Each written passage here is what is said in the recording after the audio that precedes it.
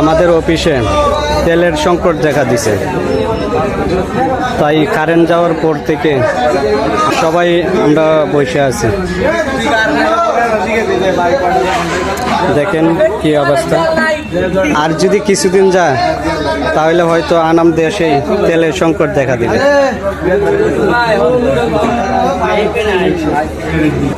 চাচা, কাজ থেকে তুমি বসে আছো কেন লাগিয়া, কি হয়েছে?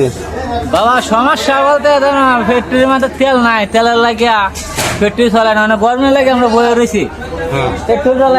আমরা ওই অবস্থা, আমাদের মালিক হচ্ছে ইরান থেকে তেল আনতেছে, কালকে আসলে তারপরে জেনারেটর চালু করবো, আমরাও কাজ শুরু করবো। দেখেন আমাদের অফিসের সবাই বসে আছেন, কারেন্ট নাই। জেনারেটর দিয়ে এতক্ষণ বড় চলছিল, কিন্তু তেল শেষ হওয়ার কারণে এখন আর চলতেছে না।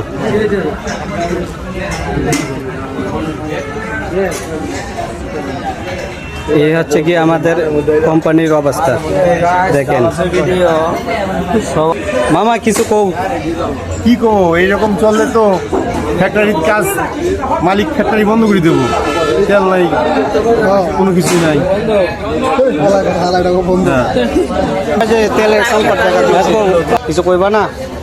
তো এটা তো ভাই ইরানের যুদ্ধের কারণে আমাদের দেশে তেলের সংকট, যার কারণে আজকে বাংলাদেশের কত শত শত গার্মেন্টস ফ্যাক্টরি আছে, এই ফ্যাক্টরিতে তেলের শুধু আমাদের না ভাই, হাজার হাজার তেলের সংকটের কারণে ফ্যাক্টরি দেখেন জেনারেটর চালাতে পারতেছে না, প্রোডাকশন ক্ষতি হচ্ছে যে মালিকের উপরে যে চাপ পড়তে, সামনে ঈদুল আজহা, শ্রমিকের বেতন বোনাস এসব যদি মালিকরা ঠিক মতো রোজগার না করতে পারে তাহলে আমাদের বেতন বোনাস কেমনে দিবে, এটাই বললার ভাই।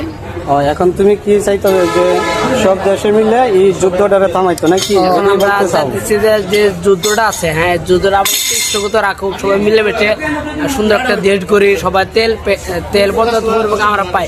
যদি তেল যদি না থাকে তাহলে বাংলাদেশ রপ্তানি অনেক ক্ষতি হবে, তেলটা যদি থাকে বাংলাদেশ রপ্তানি অনেক ভালো হবে, অনেক পর্যায়ে যাবে। এটাই। ঠিক আছে, ধন্যবাদ আপনার। সবাই দোয়া করবেন, আমাদের অফিস ভালো না বেশি একটা, তেলের সংকট দেখা দিচ্ছে বেশি।